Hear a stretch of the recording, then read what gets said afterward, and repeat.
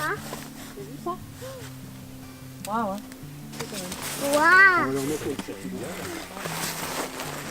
Alors le tas de compost à retourner. En bas. C'est-à-dire qu'il y a des tomates que ton sol.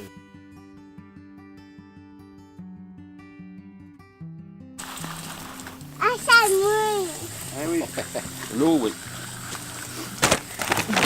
on est dans un... Le whisky aussi.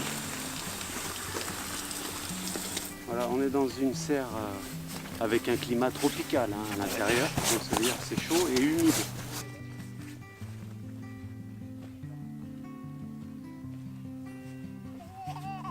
Il est plié du plomb double. Nous, c'est là, Voilà, par là. on regarde vers l'arrière.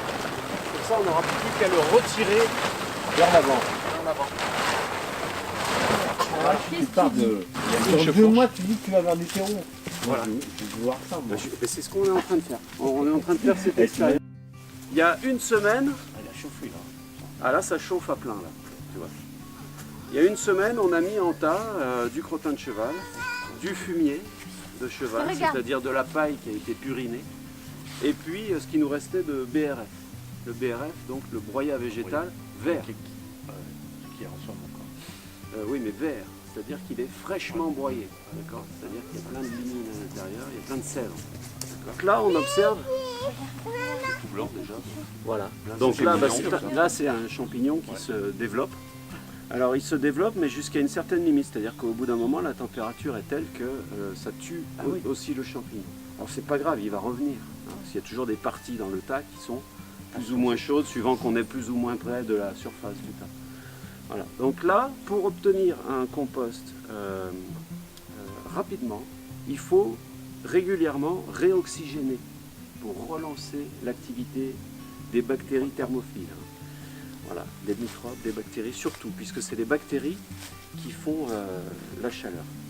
Donc ben, c'est très simple, il suffit de prendre le tas et de voilà, de l'aérer simplement. Voilà. Et on va faire ça,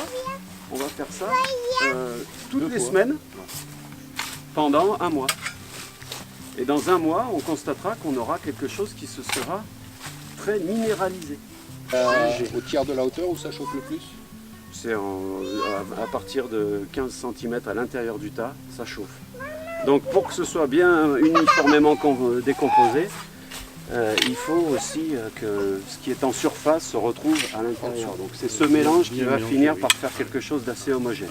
Voilà. Bien, très bien.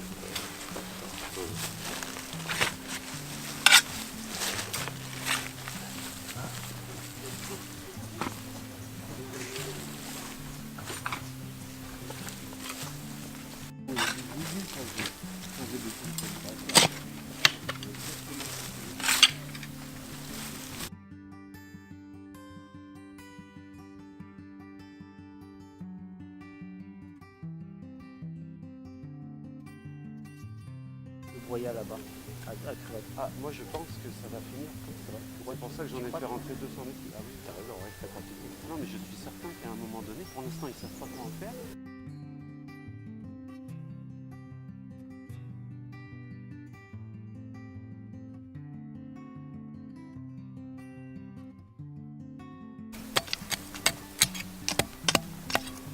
Et t'as des ronces. Ouais, il faut les arracher. Tu m'étonnes. Hein. On est en mois de janvier, ce matin il a fait une toute petite gelée. Ouais. Et on voit que les fèves, ça les a pas dérangés. Je dérange pas du tout.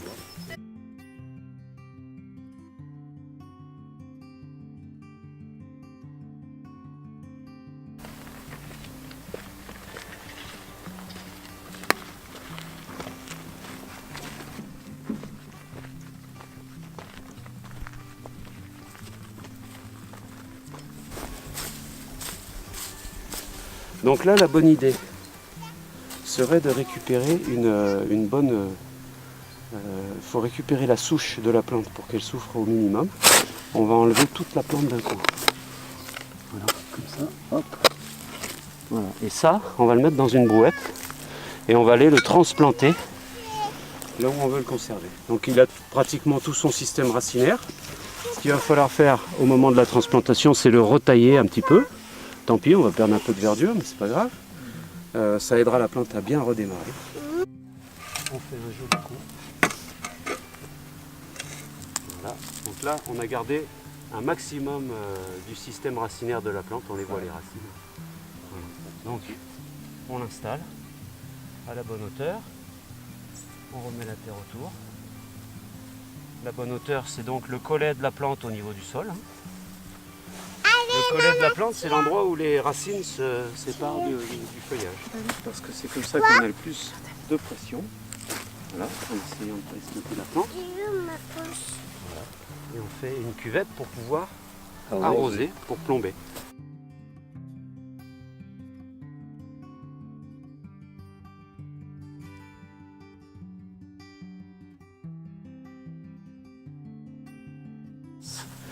En fin de saison, toutes les pailles tombent au sol. Ouais. Donc ce qui est important, c'est de faire exactement la même chose. De restituer au sol toutes ces matières, ouais. Plus ou moins sèches. Ouais.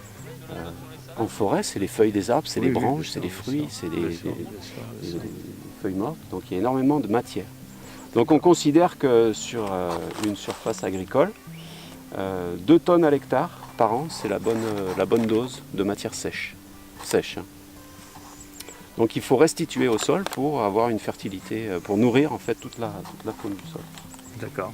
Il est bien parce qu'il a déjà été transformé. On voit bien qu'il reste encore plat. Bon, il était assez grossier, donc tu vois, il y a quand même un peu des morceaux. Mais on voit qu'il est quand même assez minéralisé. Tu vois. Voilà. Il a une belle couleur. Donc pour le on va installer un semis. On est au mois de janvier, mais on va quand même semer des carottes. C'est fou ça. Hein, c'est parce qu'on est dans le midi qu'on peut faire ça. Sinon, on est obligé d'attendre. Voilà. Donc là, on s'aperçoit qu'on a une épaisseur de broyat sur la surface dans laquelle on ne peut pas semer des graines de carottes. Ouais. Donc il est important que les graines soient semées dans du terrain qui est affiné. Idéalement avec une finesse de grain aussi fine que la graine qu'on veut semer. Que là, Voilà. Donc ça veut dire que à l'endroit où on va faire des lignes de carottes, eh bien, on enlève le broyat comme ça, avec un râteau. Voilà. 4 lignes même, on peut faire 4 lignes. Voilà. Tu mets les graines directement. On met les graines directement en terre, dans laquelle on va disposer les graines.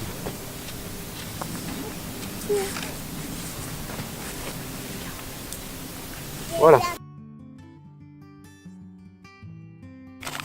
Donc c'est des carottes qui sont que je reproduis chaque année depuis environ, je sais pas moi, ça fait 6 ou 7 ans que c'est une carotte. Chaque graine ici fait une carotte qui, elle, va faire 10 fleurs et sur chaque fleur il y a, je sais pas, milliers. C'est exponentiel. Assez exponentiel, mais alors pas exposant 2, hein, exposant énorme. La générosité de la nature, c'est fabuleux. De toute façon, même, elle en fait trop. Elle fait exprès. Hein. Eh ouais, c'est fait exprès. Les carottes primeurs, on les fait très tôt. Là, il n'y a rien qui gêne. Alors, c'est pas dit que ça sorte en une semaine. Ouais. Parce que c'est pas une couche chaude. On n'est pas du tout chauffé. Ouais. La terre est bien noire. Ouais. Donc, ça veut dire qu'elle aura tendance à se réchauffer plus rapidement. Ouais. Ça, c'est bien. Ouais.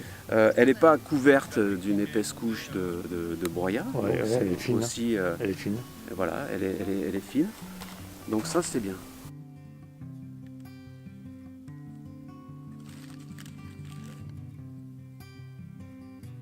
Moi j'aime bien faire comme ça, regarde, tu vois, je donne à la terre, je confie à la terre la semence que j'ai récupérée.